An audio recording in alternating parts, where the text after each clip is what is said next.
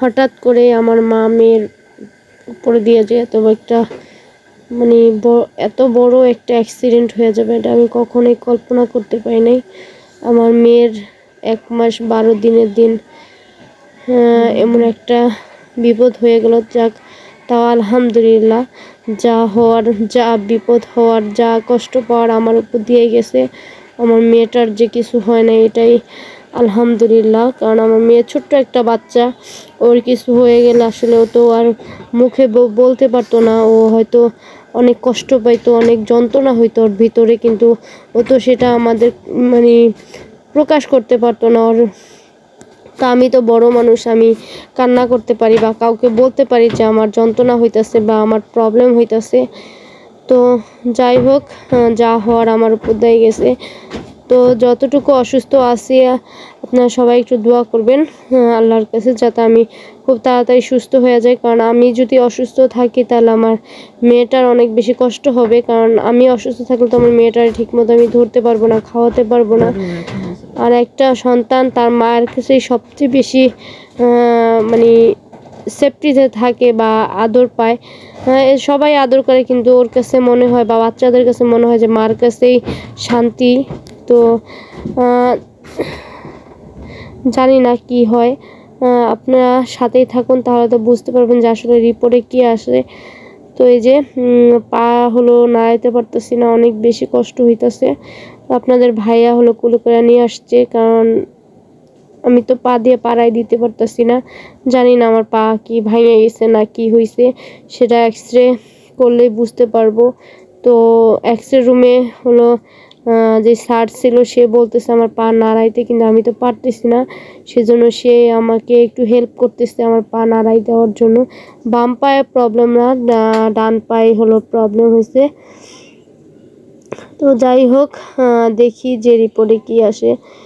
তো সে পা আমার ধরতেছে, আমার অনেক বেশি ব্যথা লাগতেছে। দেখতে পাইতেছেন যে পাটা কত পরিমাণ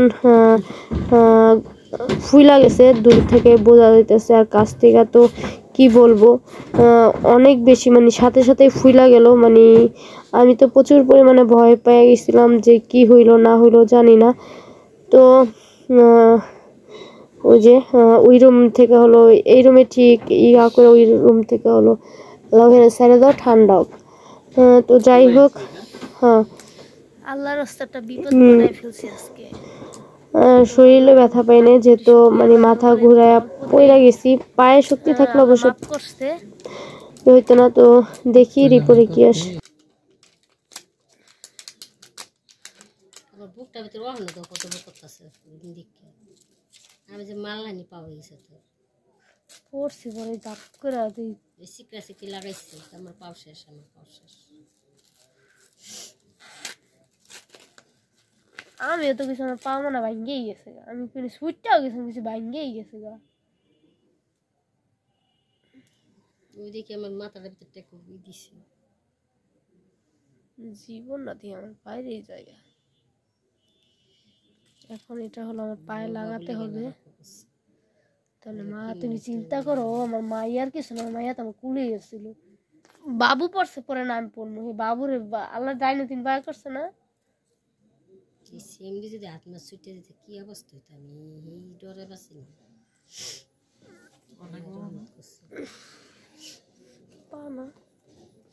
দেখো আমি তো বুঝি নাই, আমি তো বাবা মাগো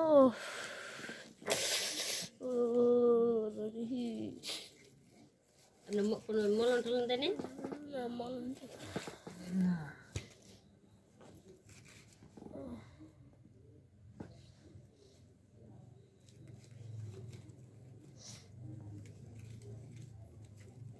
যেহেতু ভাঙে নাই বা মস্কে গেছে, এর জন্য হলো এখন মানে এটা দিয়ে ব্যান্ডেজ করে রাখতে বলছে, যাতে পাটা তাড়াতাড়ি ঠিক আছে। তো কেমনে দিলে তোমার সুবিধা হতো কেমন জানি।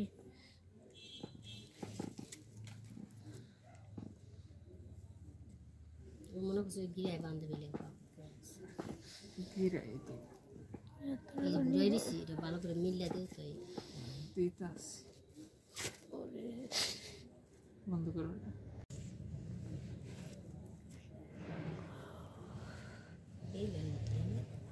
বলে তো বেলের মতন বলে এটা মানে একবার ইউজ করা যাবে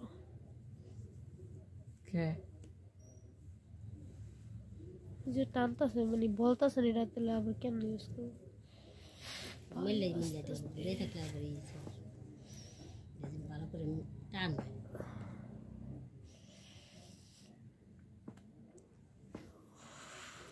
আসলে পায়ের অবস্থা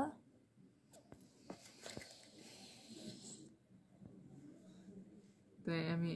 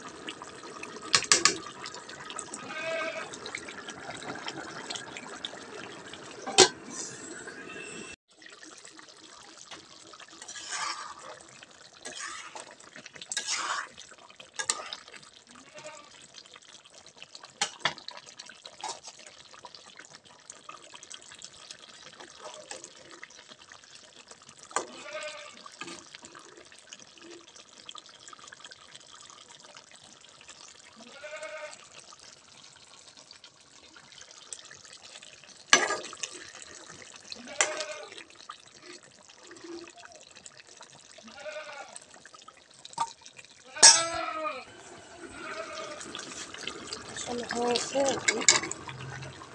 আলু আর হলো হালকা একটু আলু দিচ্ছি, কারণ ঘরে আবার আলু না হলে চলে না। চলো 2টা আলু দিচ্ছি আর একটু লাউ দিচ্ছি।